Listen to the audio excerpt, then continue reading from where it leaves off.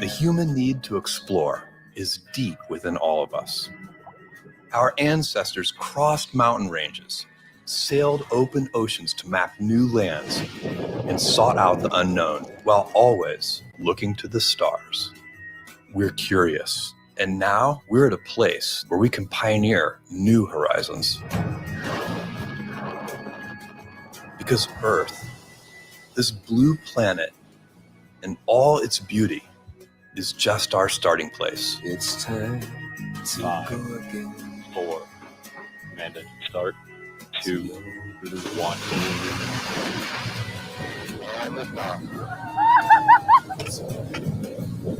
You Shepard have cleared the tower?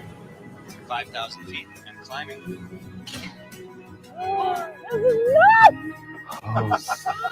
Yes, guys, we're doing it! Now is the time to open the promise of space to all and lay the way for generations to come.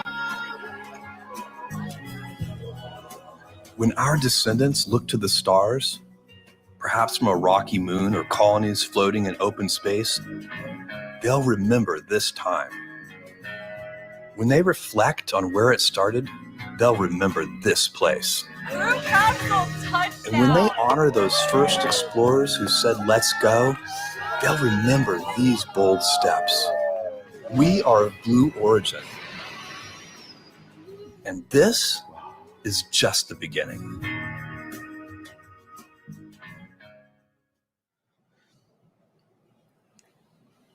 Good morning, everyone, and welcome to New Shepard's 8th human flight.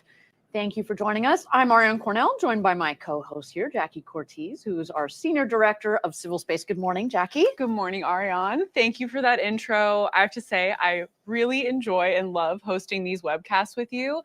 And back at you, girl. Again, though, similar to last webcast, it's not just the two of us. How is our third webcast host doing? This is true. There's a third one hiding, not as much behind the desk here anymore, but yeah, 34 weeks and counting for liftoff of little future astronaut number 2 here. So no, thank you for asking. She's going to continue to take a nap here. It's a little early on the West Coast, but why don't we get into our show?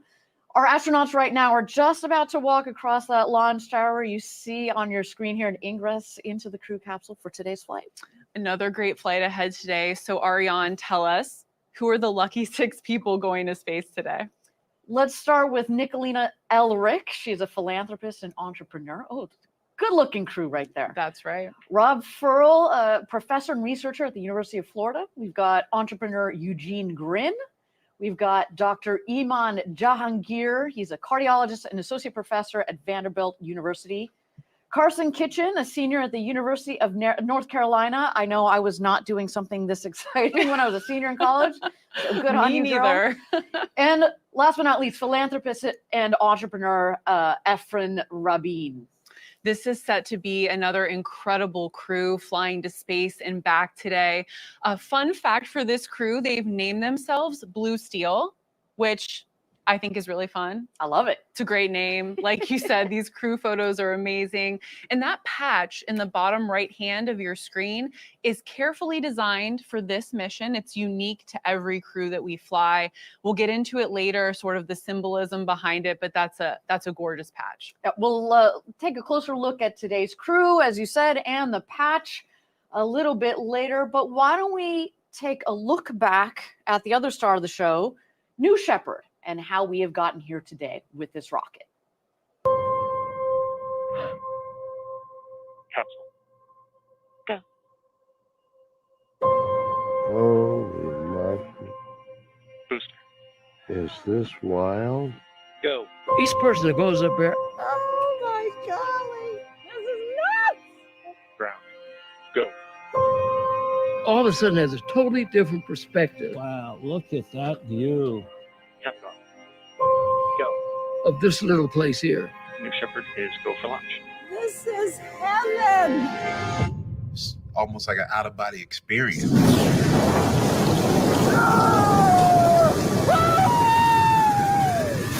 New Shepard has cleared the tower. This is a new era where people like a teacher from North Carolina gets to go to space.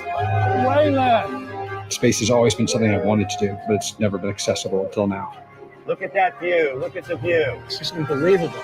You have to see it with your eyes to really, really take it in. Everybody else should go to space. Look at the Earth. Just look outside. Look at the Earth. We're space. This is a life-changing experience. Everybody needs to do this. It's absolutely insane. I mean, it's the coolest thing ever. Oh my word. I'm just spinning. That was enlightenment.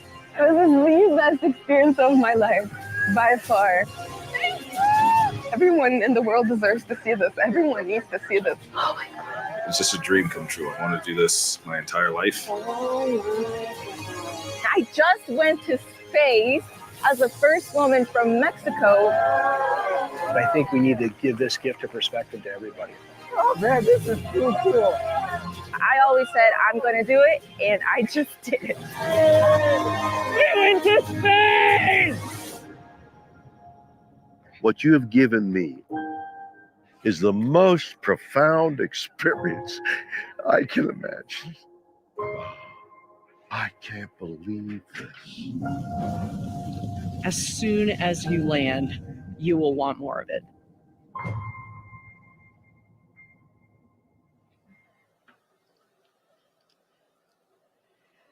These astronauts get to witness firsthand our planet from space. And they return with this new outlook for the future of our planet. And I think one of the things I love about that video, Jackie, is just the energy when they land. They are basically still soaking in the overview effect as like we're catching them in the moment. It's pretty incredible. And so far we've flown 37 people across 7 human space flights. Today we'll bring the total up to 43. All told, that's about 5% of all people that have ever flown above the Kármán line, which is the internationally recognized line of space at 100 kilometers up. And we have flown 9%, almost 10% of all the women that have flown to space, which is really cool. Again, one step in terms of opening doors for many more people. We see our live camera.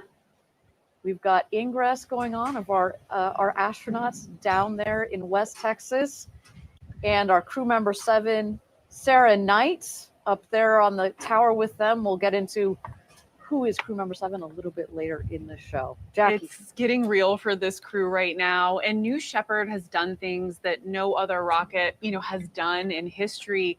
And one of those unprecedented things is everyday people, like our astronauts today, can visit space. It's really amazing. Absolutely. All right, we are at T-minus 31 minutes and 45 seconds to go until launch. And why don't we talk, there, as you said, 6 astronauts in the rocket, in the capsule that is. And why don't we dive a little deeper into one of them, which is Dr. Rob Furl, who has a unique job to perform on board today. We mentioned he's a distinguished professor and assistant vice president for research at the University of Florida. Already quite an impressive CV. But we're going to add to that CV. He's going to turn into an astronaut, but not just that, but he's going to be flying with his research in the capsule, becoming the first NASA-funded research to conduct an experiment as part of a commercial suborbital crew.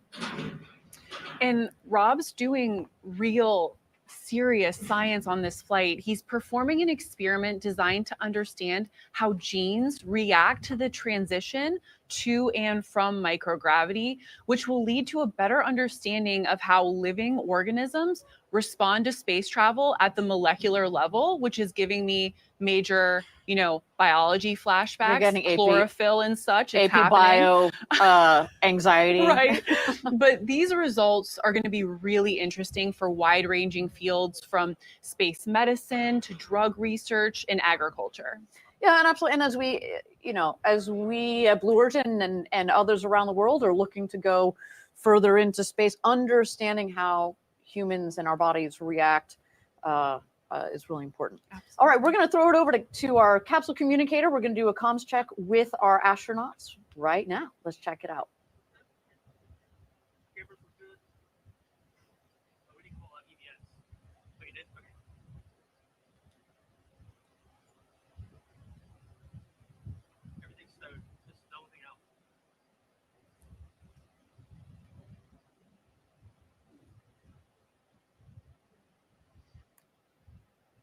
So Jackie, we're just waiting here as our team gets aligned, waiting for the capsule communicator to communicate with each one of the 6 astronauts to make sure that their comm systems are working. You saw on the bottom right, that is Laura Stiles. Again, we're going to talk more about the crew member 7 role. There are 2 people that play a crew member 7 role. One, we talked about Sarah Knights. She does the training with the astronauts for the 2 days prior, but also Laura Stiles, who is on Capcom, capsule communicator. So she is the one who is in our astronauts here. And that's really important because the crew member 7, their role is to make our customers feel comfortable.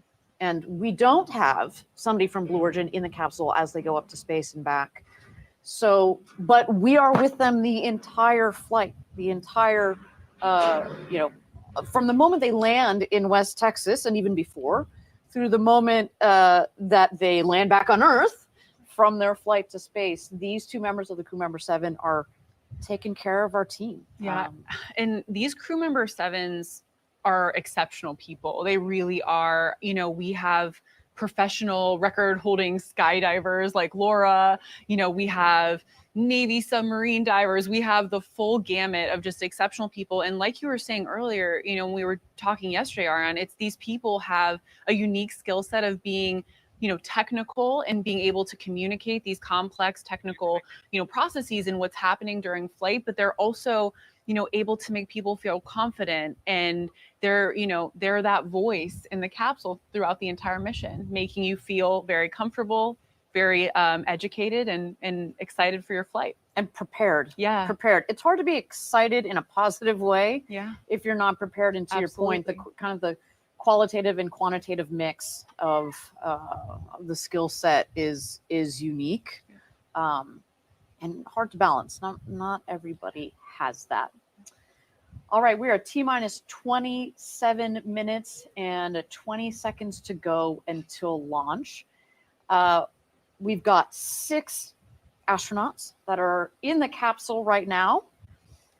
One of them, we've talked about all 6 of them. It's a really nice mix. One of them is Rob Furl. Dr. Rob Furl, and he is going to be doing experiments when he's in the middle of his space flight to look at how genes change on your way up, but also the way back from space, really important. You've worked a lot. You are our main face with our fantastic customer, NASA. Maybe you can tell us a little bit more about the program that is taking him up there and sponsoring his research. Absolutely. And as we noted, it's a super unique opportunity to go to space with your research. And Rob is the first NASA-funded researcher to fly on a commercial suborbital flight. So this is a really big moment for us at Blue, but also all the advocates across the spaceflight community who have been, waiting and excited and pushing for this moment. So let's take a closer look at how today's flight came together for our very special astronaut and researcher, Dr. Rob Furl. What does it take to adapt to living in space? We'd like to know. The value of being able to conduct your own experiment is this concept of knowing best how to execute the experiment, understanding what's important and what's not. So we're really quite thrilled that Rob is going to be the one actually in the seat. In order to lead up to the space flight, we do practice runs. So our practice run starts with the astronaut loading into the capsule. Once he is into the chair inside our mock capsule, he loads the plants onto his legs. He's carrying 8 samples activated at 4 different points during the flight. The first sample set is activated while they're still on the ground. At the same time that his experiment is activated, there's a ground control being activated to run parallel. Once the simulation starts running, he has a second set to activate, which is when the capsule separates from the rocket booster. During the microgravity experience, he and the plants are free floating inside the capsule and in space. The third set of KFTs are activated prior to re-entry, where they will experience a high G-force. At that point, he enters back into the chair, puts his seatbelt back on, and gets ready to activate during the buzzing sound of 30 seconds to re-entry. The experiment we're conducting on Blue Origin is one that allows us to see how plants respond in this transition from a normal terrestrial environment to a microgravity environment of near space. This is part of a culture of deep experiential science that I think is characteristic of the curiosity of science. And it's just a wonderful opportunity to go take it all to another level. So how does it feel to go to space? Pretty incredible.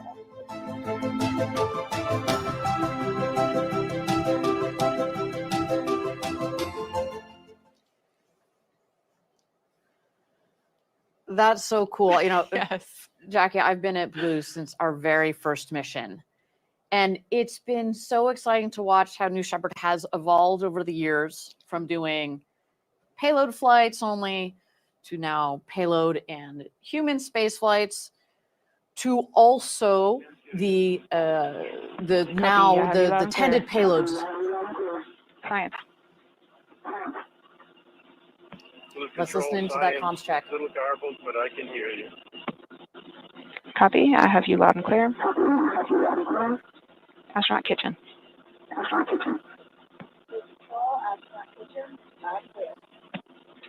Copy. Phoenix.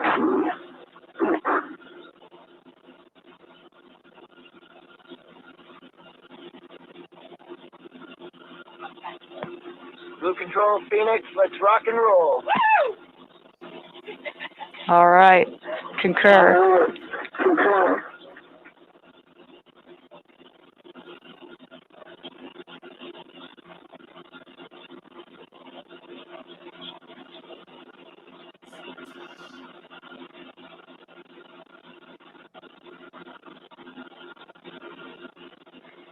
Crew, we are at T-minus 22 minutes and counting. As we proceed, I'll do my best to keep you updated, but for now, just sit back and relax. All right, Jackie, we just heard it there. Our comms team our capsule communicator has confirmed with the astronaut crew that the comm system is working and ready to go, and they're coming in clear. You can tell they are ready to rock and roll. They're ready to get on this flight and go to space. There were some energetic voices there, which we always love to hear during a Capcom check. That's very, very exciting. Very positive. They've got to be jacked. That is super, super exciting. So we heard from all 6 of them. We were just talking actually before we got into the comms check here about Rob Furl and his experiments. I know we've gone from payloads to astronaut flights and now tended payload flights. And that's really, it's, you know, we talked about it since the beginning of this program, is that's where we wanted to end up, because it's a really important pipeline for these researchers that sometimes you don't necessarily want or need your experiment to go all the way up to the International Space Station. You need a couple of minutes of some really clean G's. Maybe that's going to expand your technical readiness level to then go to the International Space Station. So it's nice to have this as a stepping stone. Truly, and it's been a long time coming. Like I mentioned, a lot of us at Blue, but honestly, the bigger community, Rob and Annalisa, so many people, you know, at so many different institutions and at NASA have been looking forward to seeing this kind of flight happen. And we hope to see so many more in the future. Like, I think it's so amazing that Rob and his team flew multiple payloads on our uncrewed missions. And now for Rob to get to fly with his science is just absolutely exciting. Rob's flight was made possible thanks to funding through a NASA Tech Flights grant by the agency's Flight Opportunities Program and NASA's Division of Biological and Physical Sciences, which is just an amazing collaboration here. Yeah, so cool. Well, so that's a deep dive on our friend, colleague, and future astronaut, Rob Furl. Let's meet the rest of the crew. We're at T-minus 20 minutes to go until liftoff for New Shepard's 26 mission, our 8th human space flight. Who are astronauts number 38 through 43? Kick it off, The Jackie. true stars of the show. Exactly. I'm happy to. In seat number 1, we have Ephraim Rabin. Ephraim is an entrepreneur and philanthropist. His company has revolutionized supply chains for raw materials around the world. He's a race car driver, chef, avid skier, adventurer, and soon-to-be astronaut. Quite a catalog there. In seat number 2 is Nicolina Elric, a philanthropist, entrepreneur, and advocate for STEAM, which stands for Science, Technology, Engineering, the Arts, and Mathematics. She's dedicated her life to mentoring aspiring entrepreneurs. She's a spirited explorer and has a lifelong passion for aviation. She's a certified helicopter pilot, and boy, she's going a little bit higher, and we'll have quite a beautiful view today. He's going to have a spectacular view. Let's keep on going. Seat number 3, we've got Eugene Grin. He was born in Ukraine and emigrated to the U.S. in the late 70s to start his career in real estate and finance. He lives in upstate New York as a passionate traveler. And let me tell you, he's going to add a pretty cool destination. I'm going to say to his passport, but not really to his passport, I guess. We need to offer stamps. We need to get on that stamp game. Good idea, Jackie. All right. Seat number 4, Professor Rob Furl. We learned about him just a moment ago. He's the director of the Astreas Space Institute at University of Florida. He and his team have the space plant at the Space Plants Lab have flown 5 experiments on New Shepard already. So he is a veteran of the New Shepard program. But all of this is in an effort to study how living organisms respond to extreme conditions. Can't wait to see how that research comes out today. That is one research paper I will be reading. I'm marking it now. Do that. I'm marking it now. In seat number 5, we have Carson Kitchen. She's poised to make history today as the youngest woman ever to cross the Kármán line. She's a senior at University of North Carolina, Chapel Hill. And earlier this year, she founded Orbital, an incredible initiative to encourage young women and girls to pursue careers in the space industry. Fun fact about Carson, she is part of a space family and is the daughter of another New Shepard astronaut, Jim Kitchen. Very close-knit family. What's that expression? A family that goes to space together, stays together. For sure. Isn't that totally? That's totally how that expression goes. That's it. That's definitely No, it. but we've been very fortunate to fly Laura Shepard, of course, daughter of Alan Shepard, our namesake for the New Shepard program, but also Cameron and Lane Bess went together. And Jeff and Mark Bezos. And Jeff and Mark Bezos. Actually, that's a affair. really good point. It's a family affair. So last but not least, in seat number 6 is Dr. Iman Jahangir. Iman is a cardiologist and associate professor of medicine and radiology at Vanderbilt University. His flight today was made possible by Moondao, an organization whose mission is to accelerate a multiplanetary future. So that's our crew today, 6 incredible people who are ready for the ride of their life. All right, we are at T-minus 16 minutes and 45 seconds to go until our 26th mission of the New Shepard program, the 8th human space flight in our program. And it is really, as we were talking about the evolution of the New Shepard program, it is just fantastic to see as we continue to open doors for more people in this space frontier. Okay. We are at T-minus 16 minutes to go until launch. We've got our 6 astronauts that are in the crew capsule, and they are buckled in. We've gone through our Capcom checks. And why don't we send it over to the rocket for a moment as we listen in and get ready for New Shepard's launch to space today.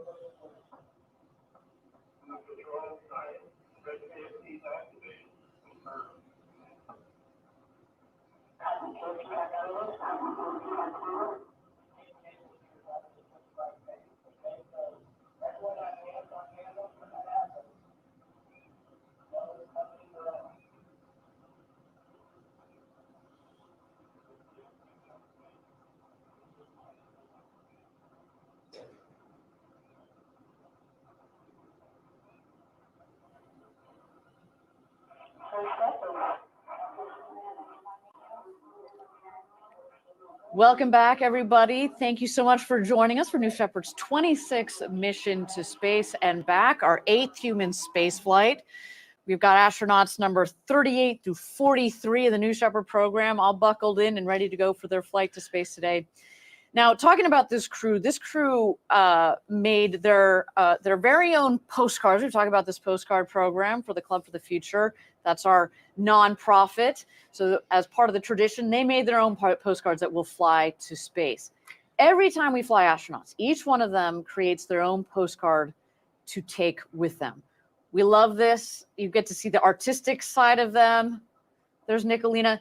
These people tend to be a lot better astronauts than I am. A lot better artists than I am. So I'm always a little bit jealous.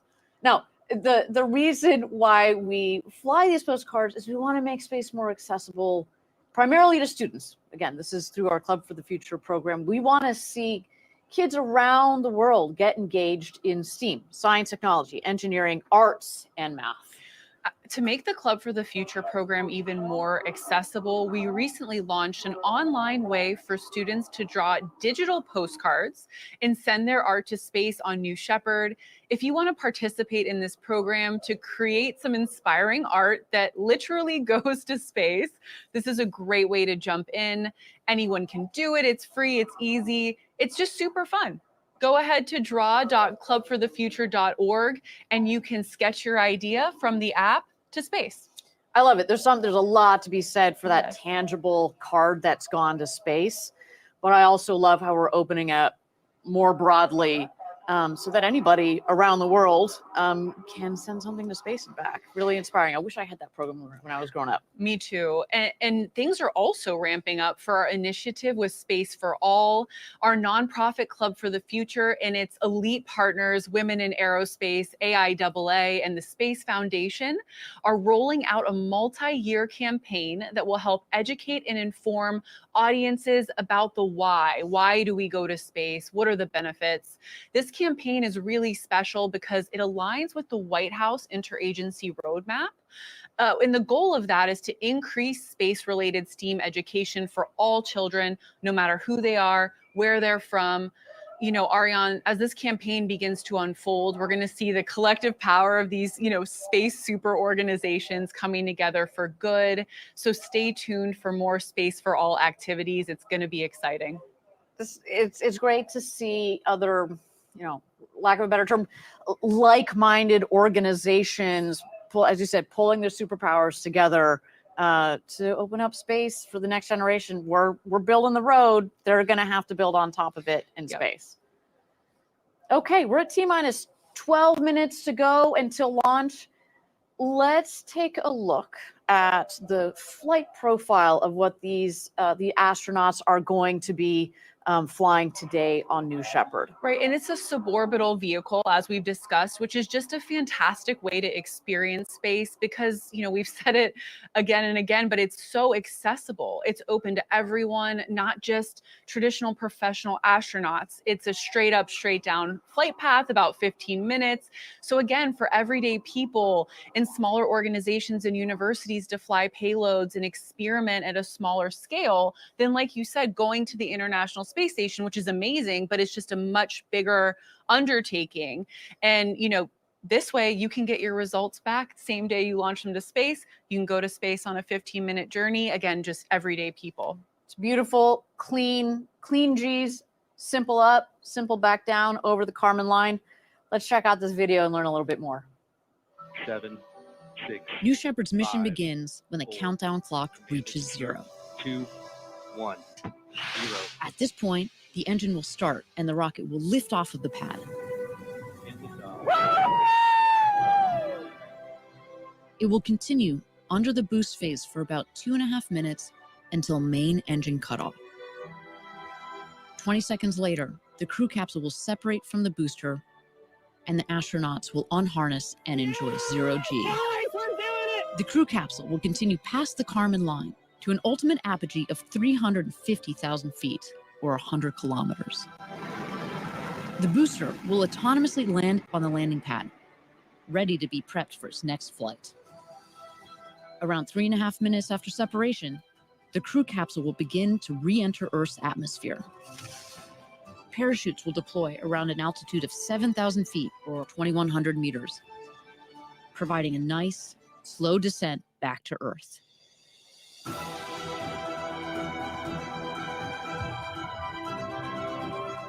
After landing, astronauts exit the capsule and are greeted by the Blue Origin ground crew, family, and friends to celebrate and reflect on their flight. New Shepard, an adventure unlike anything on Earth. Go, no go for terminal count and launch. Booster. Go. Capsule. Go. Ground. Go. Safety. Go. Capcom. Go. Engineering. Go. And flight is go. With that, New Shepard is go for launch. Booster, commence terminal count. We'll go flight. Controllers, drop UHF voice. Excellent. 8 minutes, guys. 9 minutes. Boost chill.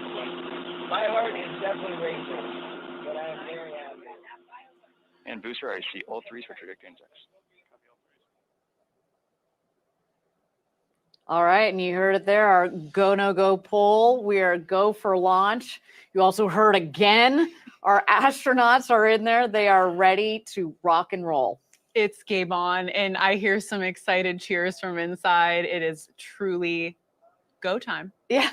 Yeah, I mean, we sit here at the desk and we've got all this adrenaline. I can't imagine being in that capsule right now. Is their dreams, they're all coming down to this one moment.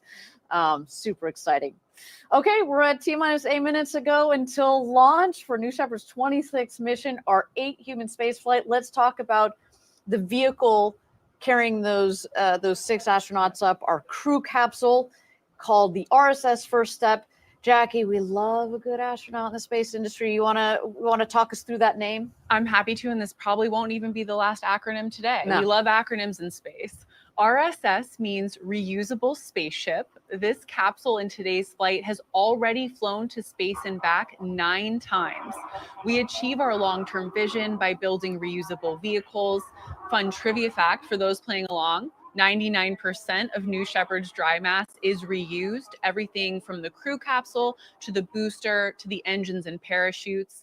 Our vehicle, New Shepard, is currently designed for 25 missions, but we are striving to quadruple that number as the program continues. I'm taking that 99% number to pub trivia night on Tuesday. I'll see the non-alcoholic beer for everybody. It's okay. It's okay. But seriously, getting back to that number of 99% and 25 usable, 25 flights on the reusable booster, trying to quadruple that. Reusability is so important. Not only does it reduce the cost of access to space and space travel, but it also significantly reduces the waste. It's just much kinder. Our vision is millions of people living and working in space for the benefit of Earth. So we got to make sure that our program also fits into that vision.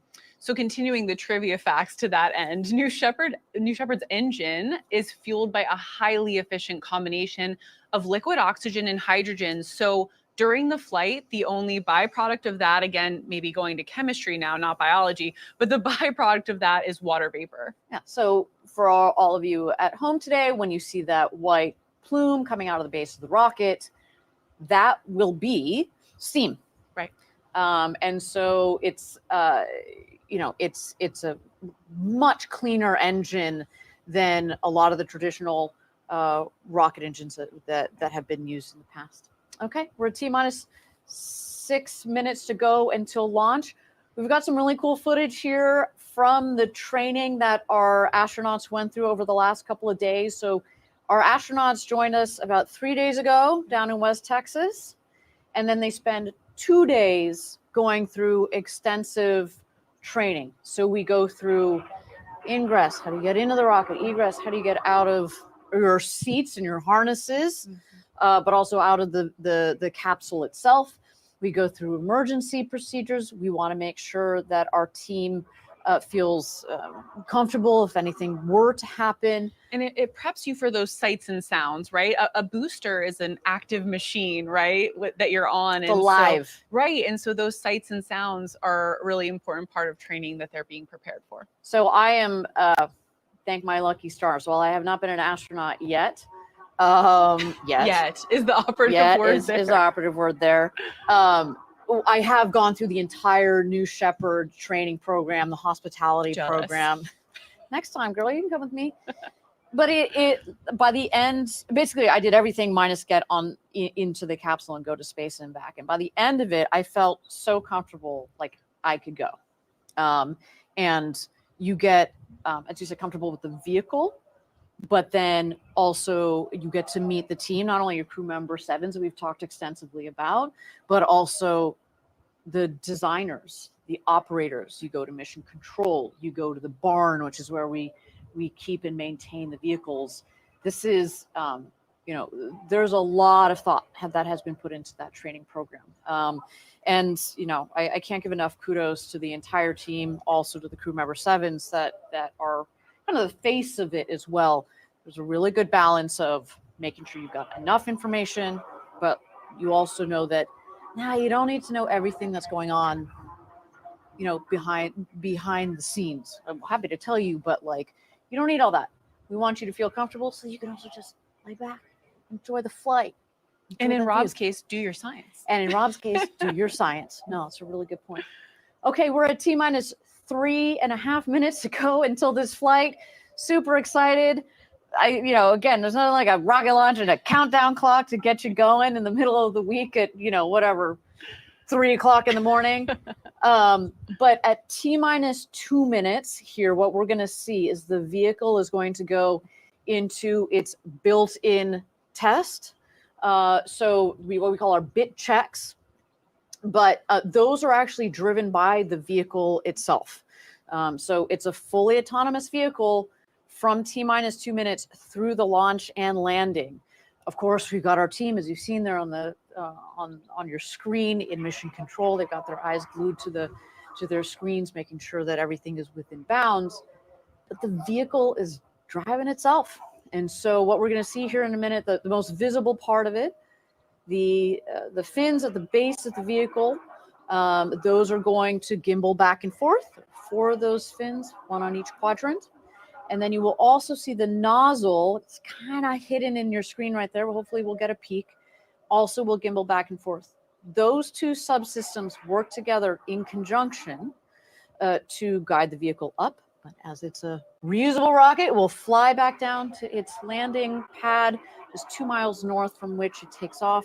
And it's a really beautiful vehicle to watch it work in real life. And so that is what we're about to check out here. Let's tune into the rocket as she gets ready for her 26th mission of this program, the 8th human spaceflight.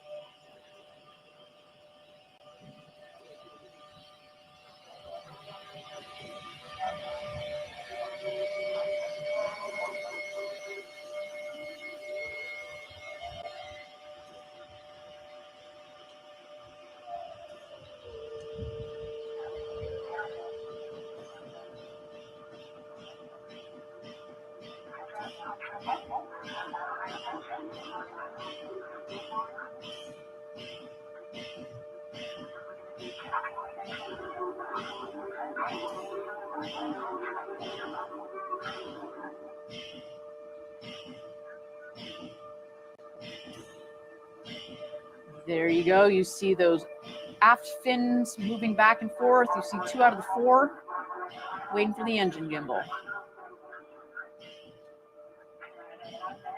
There you go, peeking out bottom left of your screen. Jackie, this rocket is looking good and ready for launch this morning.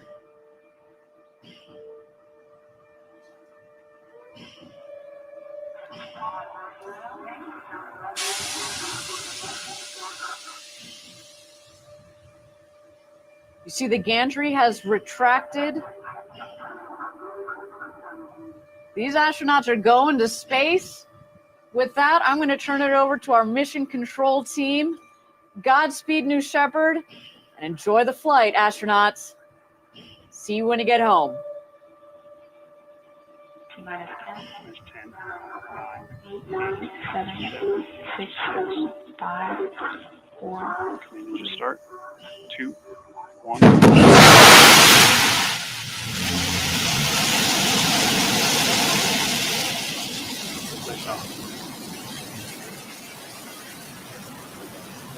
Shepard has cleared the tower. And there she goes. New Shepard has cleared the tower on its way to space. With its crew of 6, they are screaming up towards the Kármán line. You can see the speedometer on your bottom left there, as well as the altimeter. And we're going to follow along with the flight on the left side of your screen with those milestones. First one coming up here is Max Q.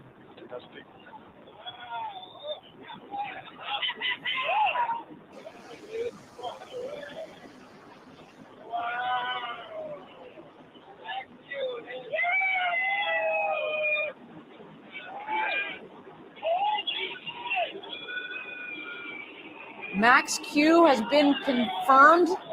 Maximum dynamic pressure. It's when the forces on the vehicle between the atmosphere and the speed are at our maximum. We've punched right through it. As well as punched through that layer of clouds, the vehicle continues on its upward ascent towards space.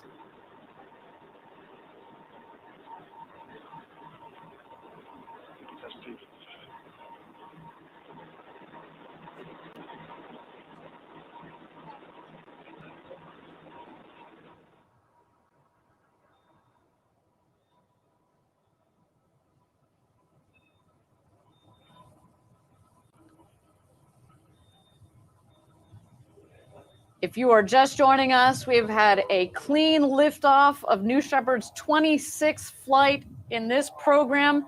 We are witnessing the 8th human space flight of New Shepard. We have astronauts 38 through 43 on the vehicle on its way to space.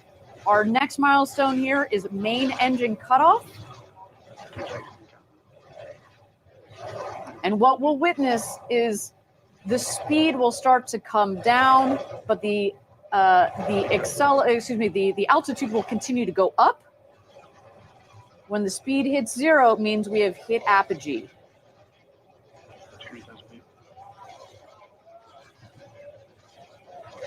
And Jackie, I think one of the other cool part of this program is that we slow, you see that kind of slight little hot dog roll we got going on of the rocket. We just want to give, well, it's really is just to give the astronauts each a 360-degree view as they're going up, which is so cool. All right, main engine cutoff and separation have been confirmed.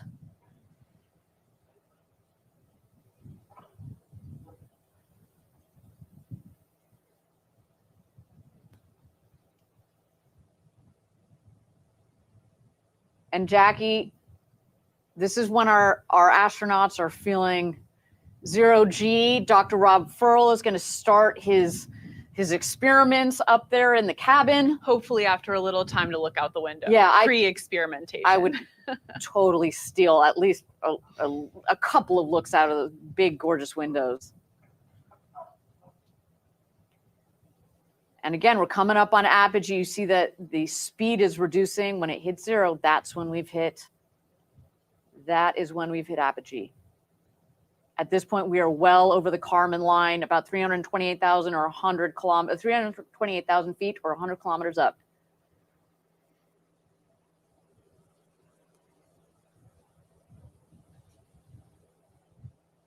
And there it is, apogee. About 340,000 feet.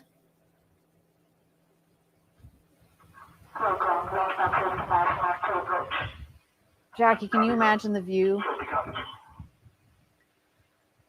I was talking about being jealous of your astronaut training, but I'm more jealous of them right now. No, they're unbuckled at the moment. They're turning their somersaults. They are soaking it in. They are, you know, we're witnessing 6 people having their minds blown right now as we speak. But the booster is heading on down, and it will beat the capsule back to Earth. The booster, of course, has a controlled landing on a landing pad just 2 miles north of where it's taken off from. The capsule, less aerodynamically shaped, will land second under 3 parachutes in our landing zone in our valley in West Texas. So far, a nominal flight of our 26th mission to space and back of the New Shepard vehicle, plus our 8th human spaceflight. Congratulations truly to all 6 of our astronauts today. Oh, I'm sorry, our crew who officially have become astronauts. That's right. Massive congratulations. Over the Kármán line.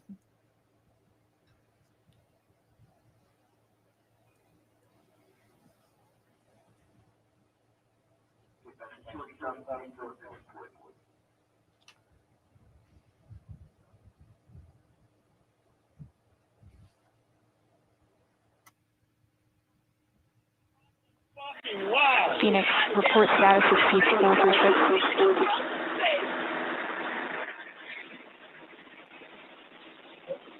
Phoenix, report status. Phoenix, 4, 5, and 6 are in. Hey, can you tell them if everyone's in?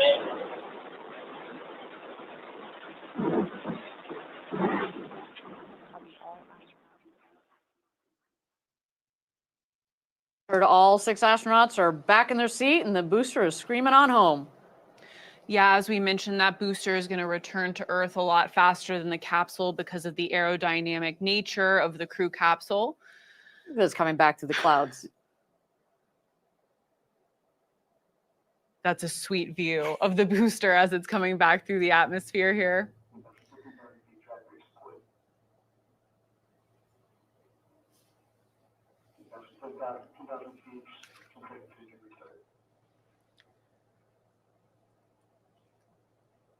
So we see the drag brakes have been deployed. There's the relight of that BE3 engine.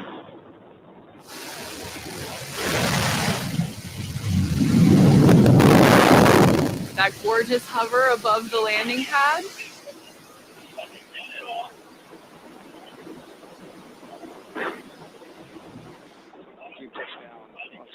And booster touchdown, a successful touchdown of the booster for the NS-26 mission. Always a sight to see.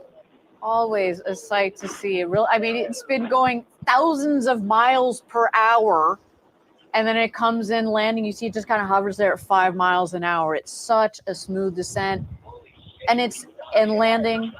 And as a reminder to people, this is so critical to the reusability, because the smoother the landing, the less you jostle the rocket, the less you have to refurbish the rocket, the more uses you can get out of the rocket. Absolutely. And some really cool things here, right? Like those fins you were talking about earlier, our lessons learned with guiding this vehicle back are going to be applied to our next big vehicle, New Glenn. So again, just so many lessons learned from this booster every single mission. Every single mission. Now, the crew capsule is obviously also coming back down to land here. We are going to have first the drogue parachutes that come out. Those are kind of like the guide parachutes. Then we're going to see the mains. They will reef, so they're going to kind of go out just a little bit, and then they fully inflate. And talk about cutting speed. You can already see the speed on the screen there. It comes in at just like 15, 16 miles an hour for nice. There she is. And again, these parachutes, both the drogues and the mains, are essential in providing a gentle touchdown for the capsule.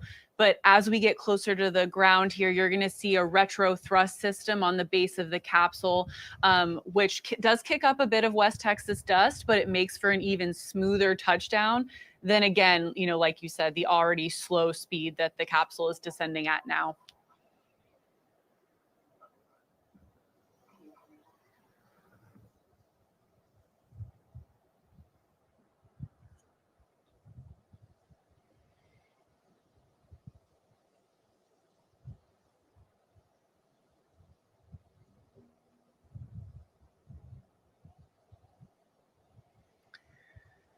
We're just 400 feet away from touchdown.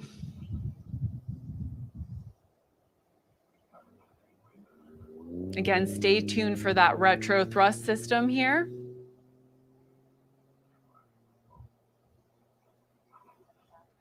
And crew capsule touchdown. Welcome home to the newest 6 astronauts, the Blue Steel team. Once more, what appears to be a completely smooth flight for New Shepard. Our booster touching down at the landing pad, and a soft landing for our latest crew. Just a beautiful flight, up and back. I mean, that is just one of the cleanest flights I've seen from this rocket. But behind every rocket is an extraordinary team. So a big shout out to the entire New Shepard program. What a beautiful flight today. And another congratulations to the 6 newest astronauts.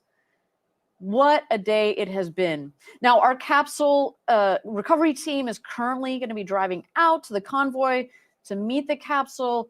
They're going to safe the capsule and get ready to open the hatch and welcome our astronauts back home. And that convoy includes, obviously, you know, the vehicle team, the New Shepard professionals, but also the family members of our crew who, without a doubt, are excited to reunite with their loved ones, their newly minted astronauts. We saw it earlier in one of the videos, but some of those hugs when their astronauts come back to Earth are probably some of the most memorable, biggest hugs in a lifetime. There's some mean hugs. Those are some mean hugs. We've captured some mean hugs on these webcasts. Well, so talking about friends and family, you know, we talk. These people have dreamed of going to space for a long time, but with those sorts of dreams come friends and family that support in so many ways, emotional and otherwise. And on that note, while we're waiting for the recovery crew to make it out to the capsule, we were able a couple of days ago to have a chat with a very special former astronaut and someone who's got a tight connection with one of today's crew. Let's hear what NS-20 astronaut Jim Kitchen had to say about what this experience is like for astronauts, as well as what his daughter, Carson Kitchen, may be experiencing right now. All right, we've got a very special guest with us today. from our NS-20 crew, Jim Kitchen. Welcome back. How's it feel to be down in West Texas once again?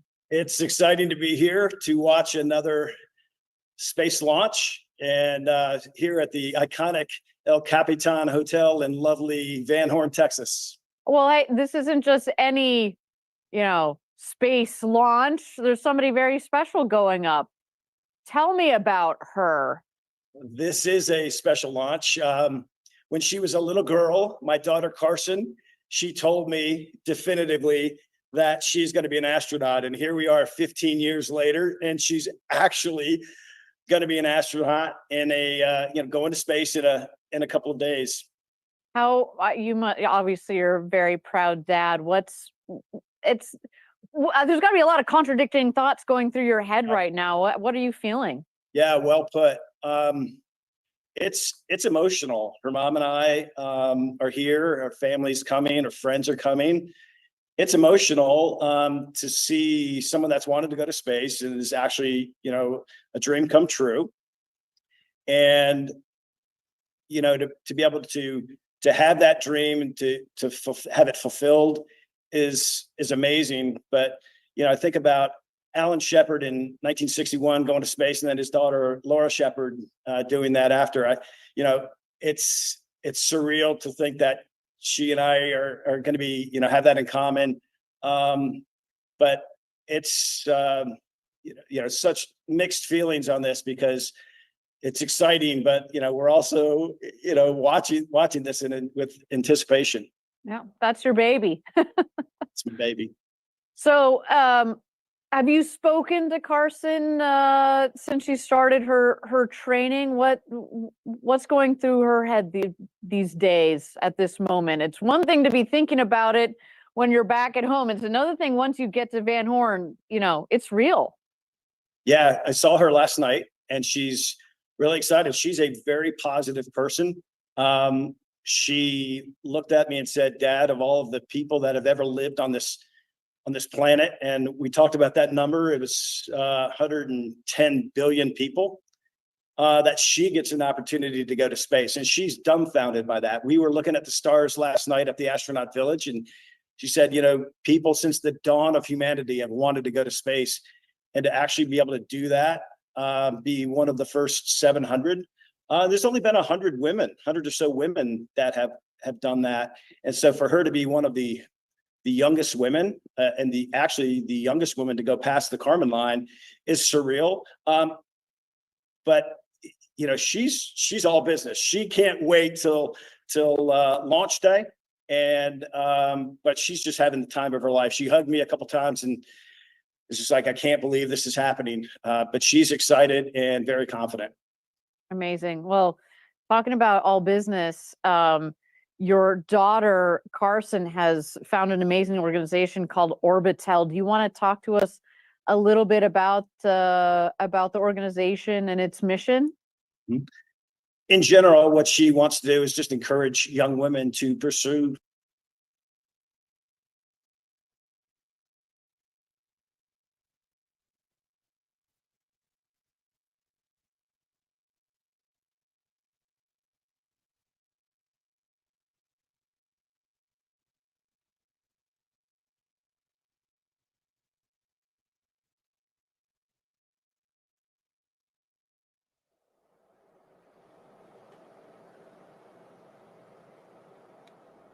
Jackie, as we just saw, Jim Kitchen, a very proud father of his daughter, Carson Kitchen, one of the newest astronauts we have here. And what we see on the screen, we've got our recovery crew. The first person that ran out there was Sarah Knights, our crew member 7. What she does first is she runs around the capsule to each one of the 6 windows, to each one of the 6 astronauts, gets the thumbs up, and make sure everybody is happy and safe.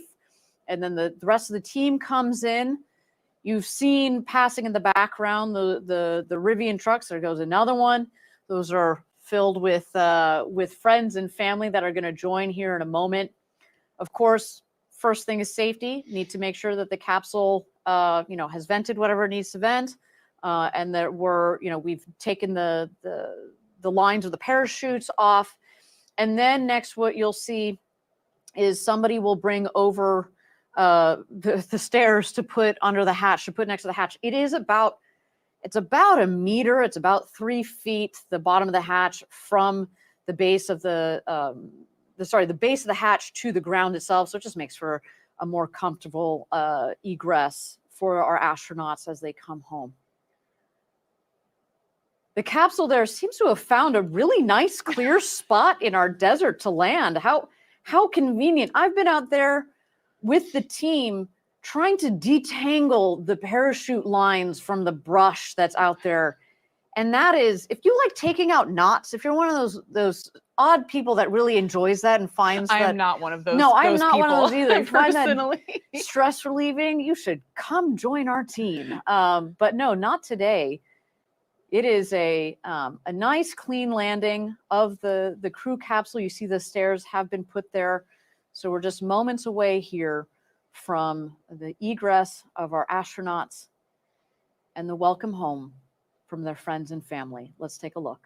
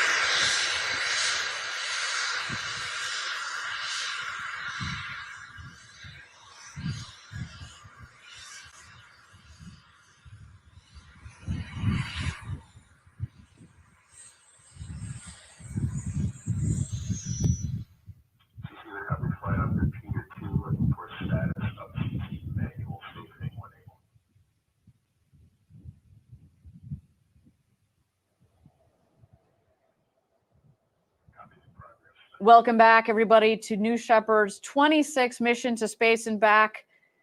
If you missed it, a completely nominal and successful flight of both the booster. You see it nicely standing proud in the background. Love this view. A spectacular view, and in capsule with its ride in the background. Yeah, there. It's and great. In the foreground, a very happy capsule there. Our safety crew is safing the vehicle, making sure everything is vented, making sure the parachute lines are detached. We have the stairs that are all set up there. We're waiting for the astronauts to egress. We've got the additional vehicles that are rolling in here with friends and family. And inside that capsule, Jackie, we've got 6 of the newest astronauts. I mean, this view for me never gets old. I've been here 10 years. This is the 8th one of these we've done. More than 40 astronauts we've supported going to space. God, there are those family and friends getting over there, getting ready for those big hugs that we were talking about earlier.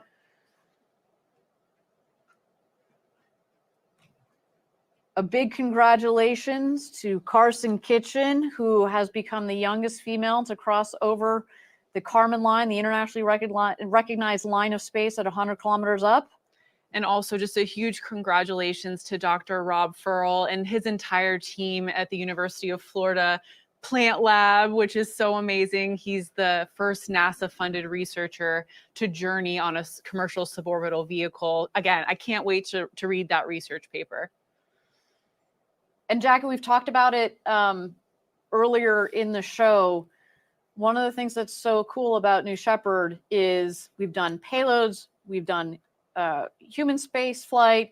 We're now combining the two for tended missions.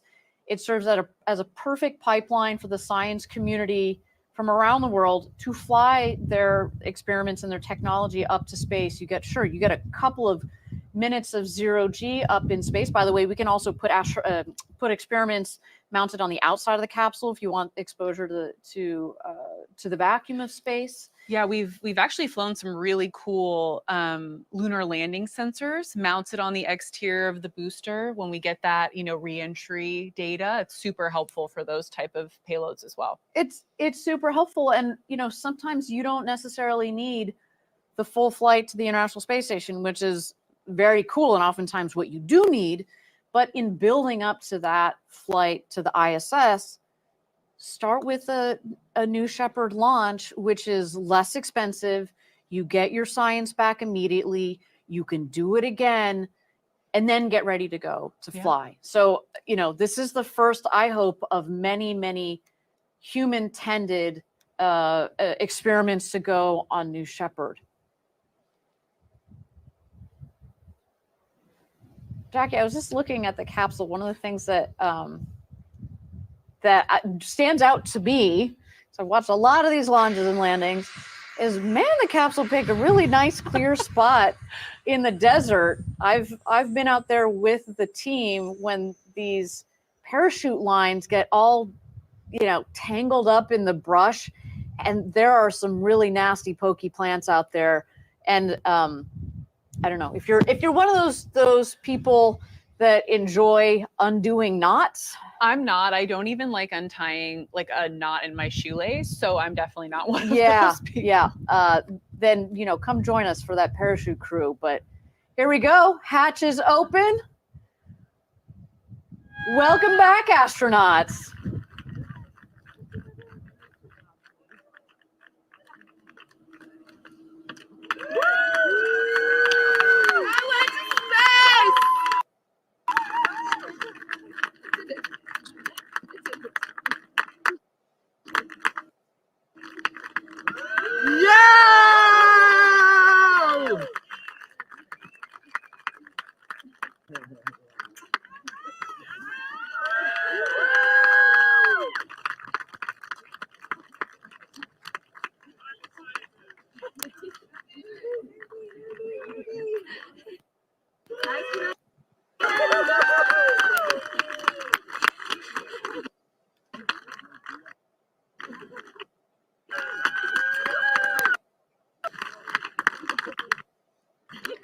Seeing a lot of smiles, a lot of jubilance here.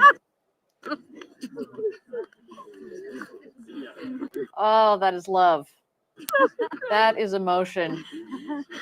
How are you feeling? Yeah.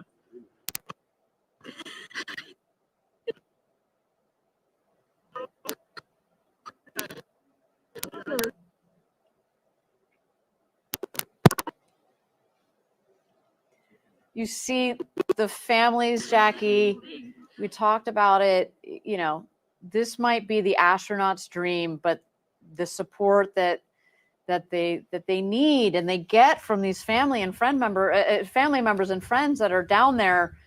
That's, you have astronauts that are having emotions that they've never felt, but to see your loved one come back from an experience like that.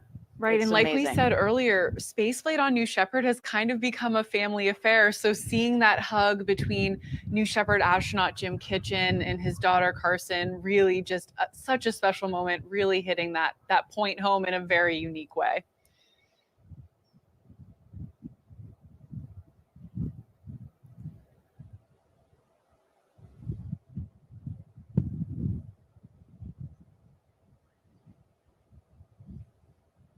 So we've seen all 6 of our astronauts come out again, absolutely jubilant. We saw Dr. Rob Furl put his University of Florida hat on, representing. As you said, I can't wait to read his research paper on his findings. Yeah, I don't think I've read something like that since high school biology, but I am ready. Now is my time. And I will tell you, when I learned about it in high school, they weren't talking about something like what Rob just did. And so I'm very, very excited for what's to come out of that and the potentially huge impact on science and research. It's just so exciting. It is. It's wonderful what boundaries a program like New Shepard can press forward. Obviously, we're looking forward to the next generation, which is New Glenn, our big orbital rocket that will be launching for the first time later this year, and all the doors that it's going to open. Absolutely. And again, really the lessons learned from New Shepard are so applicable to everything we've been doing on New Glenn. We mentioned the fins earlier as just an example, but even with mission operations, right? Conducting a mission like NS-26, all of those lessons learned are directly applicable to our mission operators for New Glenn here in just a few months. And I mean, I can't wait for that day, Jackie. That is, I mean, think about the emotion that we're feeling here today. I'm going to make an analogy. Please bear with me. It's going to be a bit tortured here. I'm ready for it. 110,000 pounds of thrust on the BE-3 engine. You take that and you multiply it by 35, 3.85 million pounds of thrust on the base of the New Glenn rocket. Now you're doing math. So over the course of this webcast, we've hit biology, chemistry, and mathematics. So I just wanted to acknowledge that. We're hitting all those STEAM landmarks. We are. But, that is it is going to be at least 35 times as exciting, and the rumble that's going to happen down there at the Cape. I mean, it is going to be huge. It is going to be absolutely huge. And by the way, just like New Shepard, it will evolve to take humans on board. And this same emotion, you're going to see that after astronauts have gone to space, gone to the moon. I mean, it's what we're doing here at Blue Origin is I just feel very fortunate to be part of the program, part of the company. Yeah, I have to tell you, Ariane, back about 8 years ago when I joined Blue, the real thing that tipped it over for me was the people here at Blue, and you were one of them back in the day. Oh, stop. Truly, Jackie and still Cortez. are to this day. So thank you, That's so sweet of Ariane. you.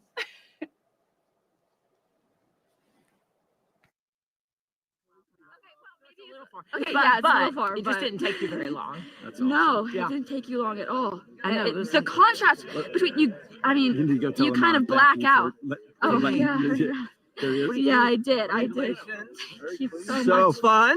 That was Welcome, amazing. astronaut. It's great. That was.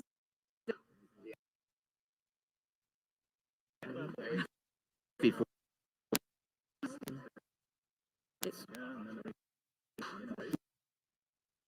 Boom. And then it becomes just. Yeah.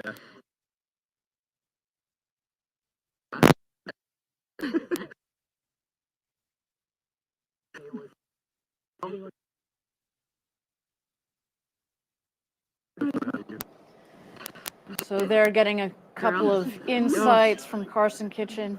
Obviously, the audio's a little patchy out there. Amon helped you out. Yes, So Amon. were you yelling like somebody? But We hit a hold of the countdown. Rob, I didn't hear the final number. Did you see the final number? I- With us?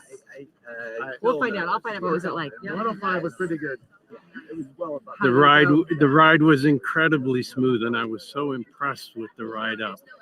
But being there, No ambiguity on the darkness of space, there's no way to talk about it. There's no way to talk about how impressive space is and the Earth You all below. get out of your seats? This is- I've heard-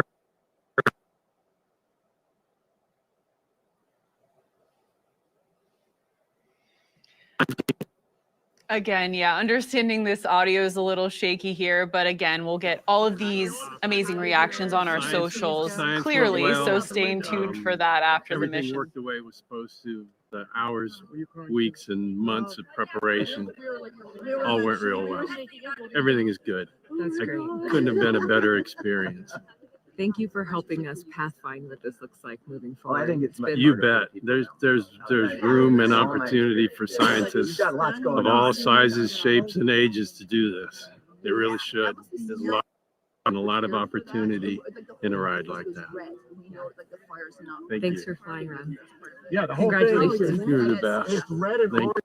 There's the fires coming Well, on if the you're looking outside. for a testimonial for the future of human-tended research on New Shepard, I couldn't have said it better myself. So there it is from Dr. Rob Furl. What just an absolutely incredible day for all of us, and especially for our crew on board NS-26. Carson Kitchen, Nicolina Elric, Rob Furl, Iman Jahangir, Eugene Grin, and Ephraim Rabin. It was an absolute honor to fly you to space today. If you listening in, you watching, would like to follow in the pioneering footsteps of these astronauts and purchase a seat on a future ride to space, visit blueorigin.com and click Fly to Space. Pretty straightforward there, right? Keep it easy. Your own journey to visit the Kármán line is closer than you think. And if you would like to purchase a mission patch to commemorate today's launch, head to the Blue Origin shop for patches and a lot more sweet gear. Here's that patch, if we can get it on screen here, for today's, there you go, for today's flight, which is what our astronauts, you saw it on their suit, that green color and the plants ascending in spiral lines representing the living organisms that Rob Furl had in his experiment. The continuous loop represents Ephraim Rabin's career in supply chain. The heart represents Dr. Iman Jahangir's career as a cardiologist. The spiral line towards space represents Eugene Grin's passion for travel. And the children at the bottom represent Carson Kitchen and Nicolina Elric's childhood dreams to go to space. But they also represent Club for the Future's mission to inspire and mobilize future generations to pursue STEAM careers.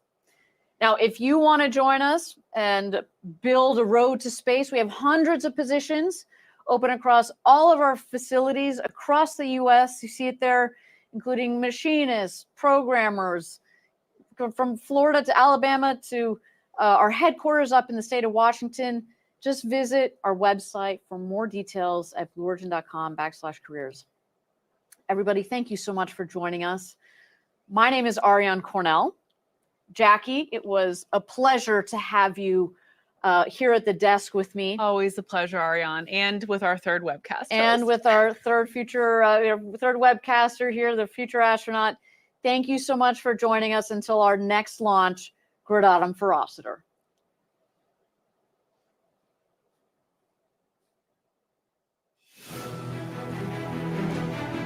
Have you ever dreamed of going to space and gazing back on Earth through some of the largest windows that have ever flown in space? We certainly have. Like 10, 9. A once-in-a-lifetime journey is closer than you think. It's your time to join the new generation of astronauts.